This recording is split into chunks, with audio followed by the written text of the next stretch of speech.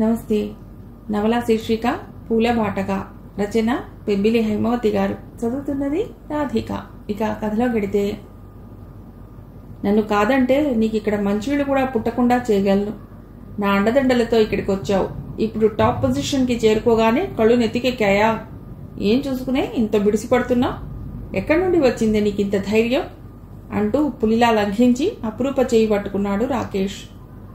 అతడి చెయ్యి విసురుగా వదిలించుకుంటూ, ఏం చేస్తావు? మహా అయితే నాకు సినిమా ఛాన్సులు రాకుండా చేస్తావు, అంతే కదా? చెయ్యి, అంతకంటే ఏం చేయగలవు నువ్వు? నేను నీ తాటాకు చప్పుళ్లకు బెదిరే కుందేళ్లు కాదు. సినిమా ఛాన్సులు లేకపోతే బతకలేని పరిస్థితి కాదు నాది. నీకు నచ్చినట్లు చేసుకో, అంది అపురూప ఏవగింపుగా అతడి వంక చూస్తూ. అంత చేసినా కూడా ఇంతవరకు అతడికి మర్యాద ఇస్తూనే ఉంది. ఎప్పుడైతే దిగజారిపోయి అసభ్యంగా మాట్లాడుతూ చేయి పట్టుకున్నాడో అప్పుడే ఆ కాస్త మర్యాదని వదిలేసింది అపురూప. అంతవరకు అతడిని ఆ విధంగా ఎవ్వరూ ఎదిరించి మాట్లాడింది లేదు. సామ దాన భేద దండోపాయాలతో ఎంత మొండిఘటాన్నైనా ఎలాగోలా లొంగ తీసుకున్నాడు. కానీ ఈరోజు అపురూప దేనికి లొంగకుండా తనకి సవాలుగా ఎదురు నిలిచి మాట్లాడటంతోనే అతడిలో ఆగ్రహం మిన్నంటింది. పశుత్వం నిద్రలేచింది. ఏమిటే మర్యాదగా అడుగుతుంటే తెగ నీలుగుతున్నావు? నిన్నిక్కడ ఏం చేసినా ఎవ్వరూ అడ్డుపడరు తెలుసా? అన్నాడు అపురూపని తన చేతుల్లో బంధించే ప్రయత్నం చేస్తూ. దాంతో అపురూపలోని ఆగ్రహావేశాలు పతాక స్థాయికి చేరుకున్నాయి. వదలరా దరిద్రుడా అంటూ విదిలించి కొడుతూ, ఏం చేస్తావురా? రేప్ చేస్తావా? చెయ్యరా? నన్నేం చేసినా ఎవ్వరూ అడ్డుపడరనుకుంటున్నావా? అడ్డుపడరు, కానీ నిన్ను కటకటాల వెనక్కి పంపిస్తారా? నీ నక్కజిత్తులకు మోసపోయి నీకు దాసోహం అనటానికి నేనేమీ చదువు సంధ్యాలేని పల్లెటూరి బైతుని కాదురా. నేను ఈ తరం అమ్మాయిని. నేను ఇక్కడికి వచ్చే ముందు నా సెల్ ఆన్ చేసి వచ్చాను. నువ్వు మాట్లాడిందంతా ఇందులో రికార్డ్ అయింది. అంతేకాదు, వీడియో కాన్ఫరెన్స్ ద్వారా నా ఫ్రెండ్స్ అందరూ లైన్లో ఉండి నువ్వు మాట్లాడిన ప్రతి మాట వింటున్నారు. అన్నీ రికార్డ్ చేసే ఉంటారు. దీని ఆధారంగా నీ అంతు చూస్తారు. ఇప్పుడు చెప్పరా, ఏం చేస్తావో? రేప్ చేస్తావా? చేసేయ్. నీలాంటి నీచుణ్ణి ప్రేమించినందుకు నాకు ఈ శిక్ష పడవలసిందే అనుకుంటాను. రారా, ఆగేవెందుకు అంటూ చేతులు చాపి కాళికాదేవిలా మీద మీదకొస్తున్న అపురూపని చూడటంతోనే రాకేష్ కళ్ళు బయర్లు గమ్మాయి. వాళ్లంతా చెమటతో తడిసి ముద్దవగా తడిసిన బట్టల మూటలా సోఫాలో ఒరిగిపోయాడు. పిరికి పందా, ఆడదంటే నీ చేతిలో ఆటబొమ్మ అనుకున్నావురా? నువ్వెలా ఆడిస్తే అలా ఆడటానికి? ఎవరిదాకానో ఎందుకు? ఈ సెల్ తీసుకువెళ్లి నీ భార్య నీలిమకిస్తే చాలు, నీ కథ ముగిసిపోయేందుకు. ఇమ్మంటావా? అంతెందుకు? ఇంతకాలం నీ అభిమానులంతా నిన్ను దేవుళ్లా కొలుస్తున్నారు కదా. దీన్ని లైవ్ టెలికాస్ట్ చేస్తే వాళ్ళిది చూశాక నీ పని ఏమవుతుందో ఆలోచించుకోముందు. మరోమారు నాతో మాట్లాడాలని గాని, ఫోన్ చేసి బెదిరించాలని గాని ఏవైనా ప్రయత్నం చేశావో నీ అంతు చూస్తాను, జాగ్రత్త. నాకే కాదు, మరి అమ్మాయికైనా ఇలా దగా చేయాలని చూశావో ఇదే గతి పడుతుంది నీకు. Take care and good bye అంటూ విసురుగా తలుపు తెరుచుకుని బయటకు వచ్చేసింది అపురూప. బయటకు వచ్చాక కూడా ఆమెలోని ఆగ్రహావేశాలు ఏమాత్రం చల్లారలేదు. మనస్సంతా అతలాకుతలా అయిపోయింది అపురూపకి. ఏం ఆశించి ఇక్కడికి వచ్చాను? చివరికి ఎలాంటి పరిస్థితిని ఎదుర్కోవలసి వచ్చింది నేను? ఆ క్షణంలో తన తల్లి తరచూ పాడుకునే పాట గుర్తుకొచ్చింది అపురూపకి. పూలబాటగా భ్రమసేరు, ముళ్లబాట నడిచేరు, హద్దుమీరి తిరిగేరు, అల్లరి పాలయ్యేరు, సింగారం చిందులు వేసే అమ్మాయిలారా, బంగారు కలలే కంటున్నారా అనే పాటలోని చరణాలు ఈనాడు తానున్న స్థితికి అద్దం పడుతున్నట్లు అనిపించగా బాధగా తల విదిలించింది. తనలాంటి పరిస్థితిలో ఇరుక్కుందని తెలిస్తే అమ్మ తట్టుకోగలదా? పరువే ప్రాణంగా ఎంచే నాన్నగారు ఏమైపోతారు? ఆ ఒక్క క్షణంలోనే వేల ఆలోచనలతో తల బద్దలవుతున్నట్లుగా అనిపించింది అపురూపకి. అతి ప్రయత్నం మీద కారు దగ్గరకు చేరుకుంది. ఆమె పరిస్థితిని గమనించిన ప్రవీణ్ ఆదుర్దాగా కార్ డోర్ తెరిచి పట్టుకుని అపురూపని చెయ్యి పట్టుకుని జాగ్రత్తగా సీట్లో కూర్చోబెట్టి మంచినీళ్ల బాటిల్ అందించాడు. అతడి వైపు కృతజ్ఞతగా చూసి నీళ్లు తాగి సీటుకి జారబడి కళ్ళు మూసుకుంది అపురూప. కళ్ళలోంచి జలపాతంలా జాలువారుతున్న కన్నీటిని అరికట్టడం చేతకానట్లుగా కన్నీరు కారుస్తూ ఉండిపోయింది. అపురూప పేరుకు తగినట్లే పాలు పసుపు కలిపి రంగరించినట్లుగా ఉంటుంది. అపురూప పువ్వుకి తావి అబ్బినట్లుగా ఆ ఛాయకు తగినట్లే కవుల వర్ణంలోని కావ్యనాయికలా ఉంటుంది ఆమె శరీరాకృతి. ఒక్క మాటలో చెప్పాలంటే బాబు బొమ్మకి ప్రాణం వచ్చినట్లుంటుంది అపురూప. ఒకసారి చూసిన వారెవరైనా మరోసారి ఆమెను చూడకుండా ఉండలేరు. అందానికి తగినట్లే చక్కని నాట్య కౌశలం అపురూప సొంతం. మొదటిసారి ఆమె అందాన్ని, అభినయాన్ని స్టేజ్ మీద చూసిన రాకేష్ సంభ్రమాశ్చర్యాలకు లోనయ్యాడు. ఆమె నృత్య ప్రదర్శనకు ముఖ్య అతిథిగా వచ్చిన అతడు అపురూపని ప్రశంసతో ముంచెత్తాడు. ఊహాలోకాల్లో విహరించేలా చేశాడు. ఊహకి వాస్తవానికి తేడా తెలుసుకోలేక ఆ వయస్సులో అందరూ అమ్మాయిలాగే కల్లో తేలిపోయే అపురూప తన అభిమాన నటుడైన రాకేష్ చెప్పే ప్రతి మాటని ఎంతో ఆసక్తిగా విన్నది. దాంతో పంచరంగుల ఊహా చిత్రం ఆమె కళ్ల ముందు మెదిలింది. ఆమె ఆశలకి కలలకి రెక్కలు వచ్చినట్లయింది అతడి మాటలు వినటంతోనే. ప్రేమకి ఆకర్షణకి గల తేడాని గమనించలేక ఎడారిలో ఒయాసిస్సును వెతుక్కుంటూ బయలుదేరింది. అలా అపురూప కలల దారిలో పయనిస్తూ సినీ ప్రపంచంలోకి అడుగుపెట్టింది. అలా చేరిన ఆమెకి ఆ కలల మైకం నుండి బయటపడగలిగే శక్తి ఎలా వచ్చిందో తెలుసుకోవాలంటే మనం కొంచెం వెనక్కి వెళ్ళాలి. అమ్మా, నేను కళాభారతికి వెడుతున్నాను, డాన్స్ ప్రాక్టీస్కి, తలుపేసుకో అంది అపురూప బ్యాగ్లో గజ్జెలు ఉన్నాయో లేదో చూసుకుంటూ. ఆగవే తల్లి, కాసేమైనా తినిపో, కాలేజీ నుండి రావటంతోనే అటు పరిగెడుతున్నావు అంటూ శ్రీలక్ష్మి టిఫిన్ ప్లేటు మంచిళ్ళ గ్లాసు తెచ్చి అక్కడ పెట్టింది. ఏమిటమ్మా నువ్వు, ఇప్పుడు తింటే డాన్స్ ఎలా చేస్తాను, వద్దు అంటూ ప్లేట్ పక్కకి నెట్టేసింది అపురూప. బాగుంది, డాన్స్ తప్ప ఇంకేమీ వద్దుటే నీకు. మీ నాన్నగారేమో ఒక పక్క ఇంటర్ పరీక్షలు దగ్గరకు వస్తుంటే ఇంకా అది డాన్స్ క్లాస్లోకి పోతోంది, పరీక్షలు ఎలా రాస్తుంది, ఎంసెట్ ఏం చేస్తుంది అంటూ నా క్లాస్ పీకుతున్నారు తెలుసా అంటూ బలవంతాన తాను తెచ్చిన టిఫిన్ కూతురి నోట్లో కుక్కి మంచిళ్ళ గ్లాస్ అందించింది శ్రీలక్ష్మి. నోట్లోది బలవంతాన మింగి, నాన్నగారు అలాగే అంటారులేమ్మా, నువ్వు చెప్పు నా చదువు గురించి ఏమీ బెంగపడవద్దని. 4 రోజుల్లో మా వార్షికోత్సవాలు కళాభారతిలో జరగబోతున్నాయని నీకు తెలుసు కదా. అందులో దీపాల డాన్స్ హైలైట్ కావాలని అంటున్నారు మా టీచర్ గారు. అందుకే అందరం ఎంతో కష్టపడి ప్రాక్టీస్ చేస్తున్నాం అంటూ చెప్పులేసుకుని బయటకు నడిచింది అపురూప. కొవ్వొత్తులతో చేసే ఆ నాట్యాన్ని 2 సార్లు చూసింది శ్రీలక్ష్మి. ఈసారి తన కూతురు కూడా ఆ గ్రూప్లో ఉందని తెలియటంతోనే ఇక్కడ లేని ఆనందం కలిగింది ఆమెకు. అపురూప వెళ్లిన వంకే మురిపంగా చూస్తూ ఉండిపోయింది. శ్రీలక్ష్మికి నాట్యం అంటే ఎంతో ఇష్టం. నేర్చుకోవాలని చాలా ఆరాటపడింది. కానీ ఆమె తల్లిదండ్రులు గజ్జెకట్టి వీధికెక్కి తెట్టక్కలాడటానికి నువ్వేమీ సానిపాపవి కావు అంటూ ఆమె ఆశలను మొగ్గలోనే తుంచేశారు. తన ఆశలను కూతురికి డాన్స్ నేర్పించడం ద్వారా తీర్చుకుని ఇలా మురిసిపోతోంది ఆమె. ఆ వార్షికోత్సవానికి పరాంకుశం, శ్రీలక్ష్మి, శ్రీకాంత్, అపురూప డాన్స్ చూసేందుకు వెళ్లారు. అపురూప దీపాల నృత్యంతో పాటు ఐగిరి నందిని అంటూ మహిషాసుర మర్దినిగా చేసి ఆహుతుల ప్రశంసలను అందుకుంది. పరాంకుశం కూతురి నాట్యాన్ని వివిధ భంగిమల్లో ఫోటోలు తీశాడు. ఇంటికొచ్చాక శ్రీలక్ష్మి కూతురికి దిష్టి తీసింది. శ్రీకాంత్ వచ్చి అపురూపని చుట్టేసి, ఎంత బాగా చేశావక్కా అన్నాడు ఆమె వంక ప్రేమగా చూస్తూ. ఆ ప్రోగ్రాం అయ్యాక అపురూప చెప్పినట్లుగానే తన దృష్టినంతా చదువు మీద కేంద్రీకరించింది. ఇంటర్ మంచి మార్కులతో పాస్ అవడమే కాక ఎంసెట్లో మంచి ర్యాంకు తెచ్చుకుని తనకిష్టమైన ఈసీఈలో సీట్ తీసుకుని గాయత్రి ఇంజనీరింగ్ కాలేజీలో జాయిన్ అయిపోయింది. అపురూప స్నేహితురాలు సాధన ఇంటర్లో మంచి మార్కులు స్కోర్ చేసినా ఎంసెట్లో మాత్రం మంచి ర్యాంక్ తెచ్చుకోలేకపోయింది. హైదరాబాద్లోని ప్రైవేట్ ఇంజనీరింగ్ కాలేజ్లో మెకానికల్ సీట్ తీసుకుంది. చిన్నప్పటి నుండి అపురూప, సాధన ఎల్కేజీ నుండి టింపనీ స్కూల్లో కలిసి చదువుకున్నారు. ఒకరంటే ఒకరికి ఎంతో ప్రాణం. అలాంటిది ఇప్పుడు ఇద్దరూ విడిపోవలసి వచ్చినందుకు ఎంతో బాధపడ్డారు. ఫోన్లేమ్మా, బాధపడకు, సెలవులు వచ్చినప్పుడల్లా కలుసుకుందరు గాని ఆ పైన సెల్ ఫోన్లు ఉండనే ఉన్నాయి, ఎంత దూరానైనా దగ్గర చేసేందుకు అంది శ్రీలక్ష్మి ఓదార్పుగా. అమ్మా, సాధన బెంగంతా నా కోసం అనుకుంటున్నావా? వాళ్ళ అమ్మా నాన్నలను వదిలి ఉండలేక ఈ బుజ్జి పాప అలా గోల పెడుతోంది అంది అపురూప అల్లరిగా నవ్వుతూ. అంతేలేవే, నేనేమో నీకోసం ఏడుస్తుంటే అదేం పట్టకుండా ఇంకేదో అంటున్నావు నువ్వు. ఇలా విడిపోతున్నందుకు బాధ నాకే గాని నీకేమీ లేదు కదా అంది సాధన మొహం చిన్నబుచ్చుకుంటూ.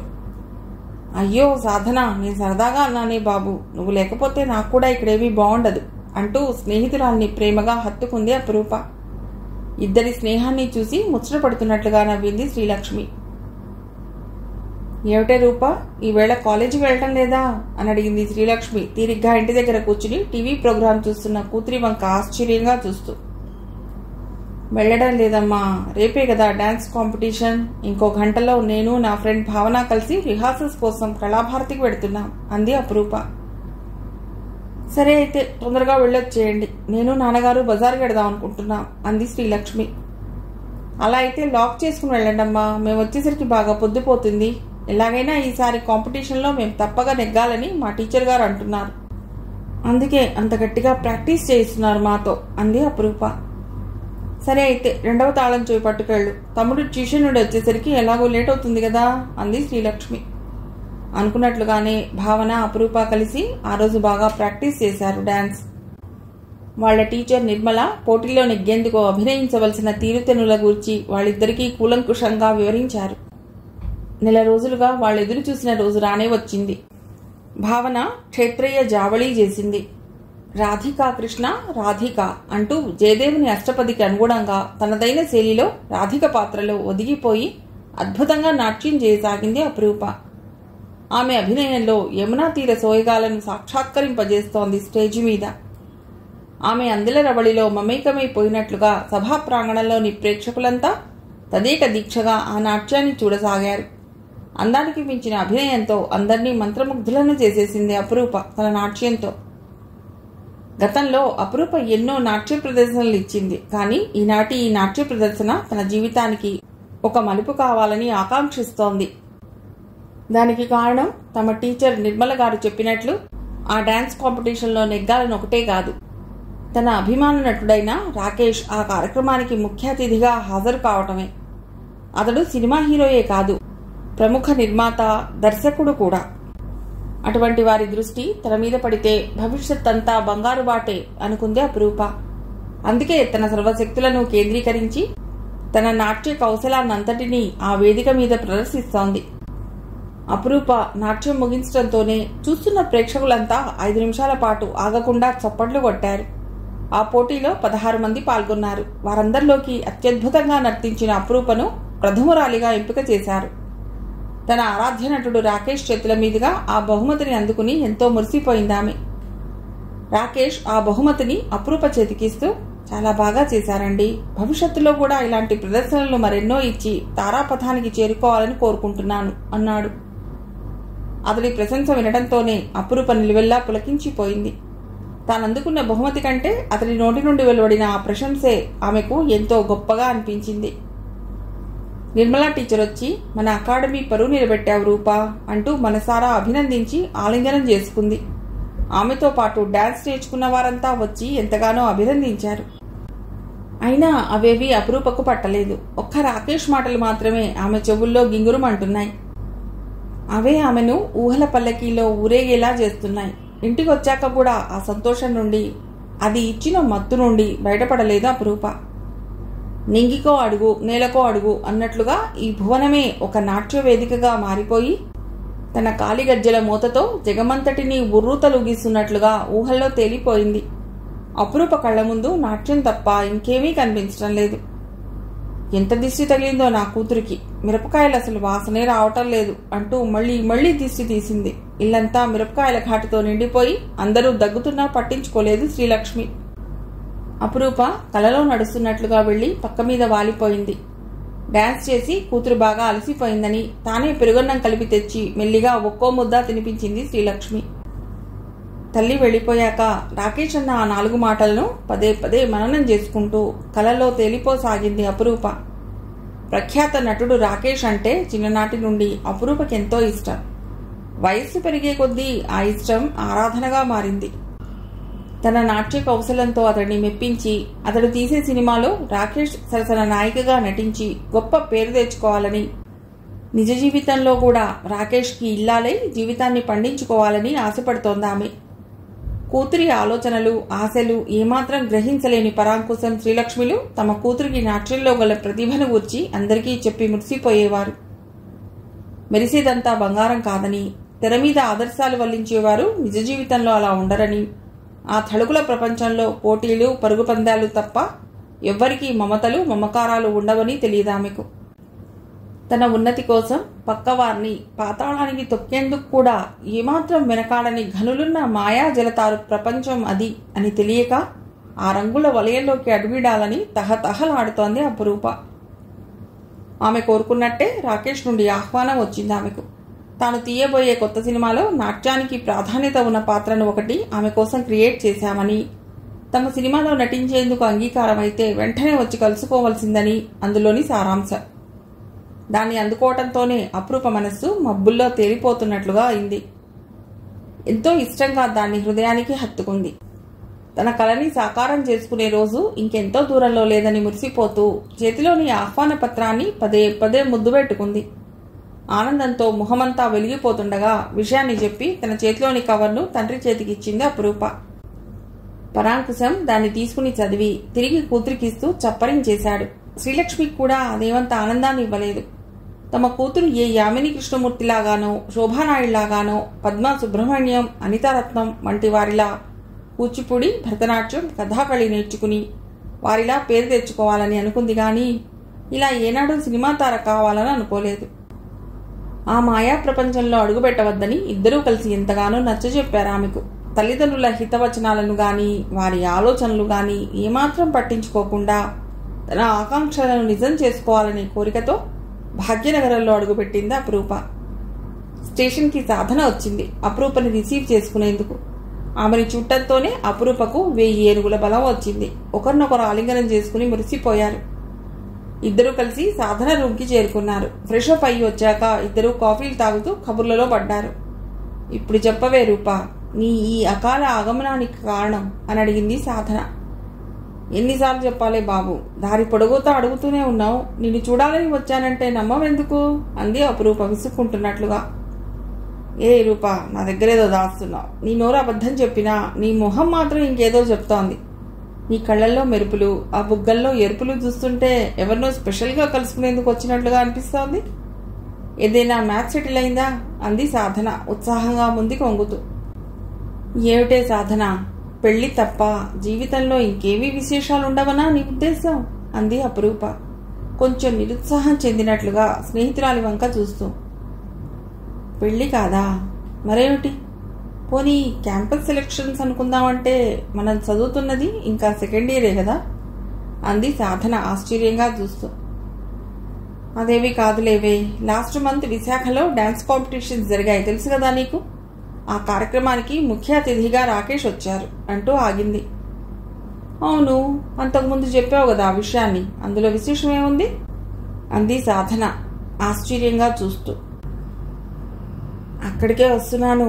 ఆ రోజు ఆయన నాకు బహుమతి ఇస్తూ డాన్స్ బాగా చేశానని నన్ను పొగట్టమే కాక హైదరాబాద్ వస్తే నా ప్రతిభకు తగిన అవకాశాలు వచ్చేలా చూస్తానన్నారు. అది విని నేను అనుకున్నాను, వాళ్ళలా అంటారు కానీ మనలాంటి వాళ్ళని ఎక్కడ గుర్తుపెట్టుకుంటారు అని. కానీ 4 రోజుల క్రితం నిజంగానే అతడి దగ్గర నుండి ఇన్విటేషన్ వచ్చింది. తాను తీయబోయే సినిమాలో నాట్య ప్రాధాన్యత గల ఒక పాత్రను క్రియేట్ చేస్తున్నామని, నటించేందుకు ఇష్టమైతే వెంటనే వచ్చి కలవమని ఉంది అందులో అంది అపురూప ఎంతో ఉద్వేగంగా. స్నేహితురాలు చెప్పింది విని ఆమెలా ఎక్సైట్ అవ్వలేదు సాధన. మరి మీ అమ్మగారు నాన్నగారు నువ్వు ఇలా సినిమాల్లో నటించేందుకు ఒప్పుకున్నారా అని అడిగింది. తన మాట వినటంతోనే స్నేహితురాలు కూడా ఎక్సైట్ అయిపోతూ తనని అభినందనలతో ముంచెత్తుతుంది అనుకుంది అపురూప. దానికి వ్యతిరేకంగా సాధన అలా అడిగేసరికి ఆమె ఉత్సాహం అంతా చప్పబడిపోయింది. నేను సినిమాల్లో చేయటం అమ్మ వాళ్ళకి ఇష్టం లేదే. చక్కగా చదువుకుని పెళ్లి చేసుకుని పిల్లా పాపలతో కళకళలాడుతూ ఉంటే చూడాలని ఉందిట వాళ్ళకి. ఆ పాటి దానికి నాకు నాట్యం ఎందుకు నేర్పించారో అర్థం కావటం లేదు అంది అపురూప విసుగ్గా. అయితే సినిమాల్లో చేయటం కోసమేనా నాట్యం నేర్చుకునేది? మన దేశంలోని ప్రముఖ నృత్య కళాకారులు అందరూ ఏ సినిమాల్లో నటించి దేశ విదేశాల్లో అంత పేరు ప్రఖ్యాతులు గడించారంటావు? కళలనేవి దైవదత్తమైనవి రూపా, అవి అందరికీ అబ్బవు.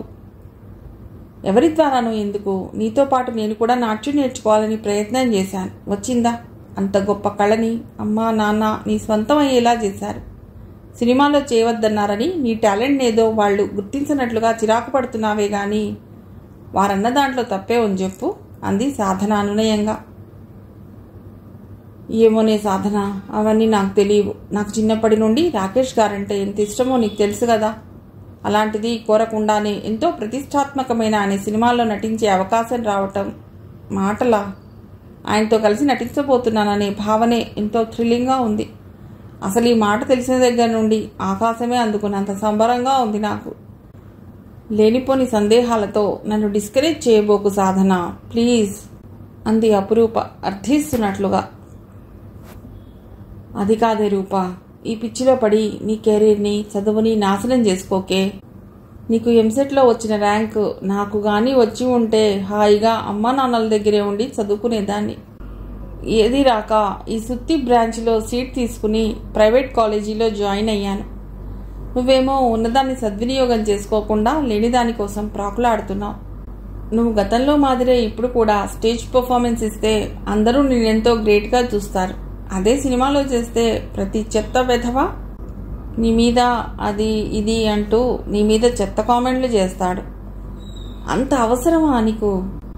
రాకేష్ గారి మీద అభిమానం ఉంటే ఆయన సినిమాలను 1కి 10 సార్లు చూడు, ఎవ్వరూ కాదనరు. అంతేగాని బంగారం లాంటిని, చదువుని, జీవితాన్ని సైడ్ ట్రాక్ పట్టనీయకే రూపా అంది సాధన బతిమాలుతున్నట్లుగా. బొత్తిగా అమ్మమ్మలా మాట్లాడుతున్నావే సాధన. నువ్వేదో నాకు ఫుల్ సపోర్ట్ ఇస్తావని కొండంత ఆశతో వచ్చాను ఇక్కడికి. కానీ నువ్వు చూస్తే ఇలా నీరసపరుస్తున్నావు అంది అపురూప నిష్ఠూరంగా. నాది ఛాదస్సమే అనుకో, మరేదైనా అనుకో రూపా. నువ్వెంచుకున్న దారి సరైంది కాదు, సురక్షితమైంది కూడా కాదు. నేను చెప్పడం ఎందుకు, నీకు నువ్వే స్థిమితంగా ఆలోచించుకుని చూడు. నీ ప్రయాణం నిన్ను ఎటు తీసుకువెడుతుందో అంది సాధన ఆరాటంగా చూస్తూ. నిజంగానే నీ మాటలు చాదస్తంగా ఉన్నాయి సాధన. ఇప్పుడు సినిమాల్లో చేస్తున్న వారంతా పిచ్చివాళ్లే ఇలా పరుగులు పెడుతూ వచ్చారంటావా ఇక్కడికి అంది అపురూప ఉక్రోషంగా చూస్తూ. తాను అనుకున్నది సరైంది కాదని స్నేహితురాలు అనటం ఎంత మాత్రం నచ్చలేదు ఆమెకు.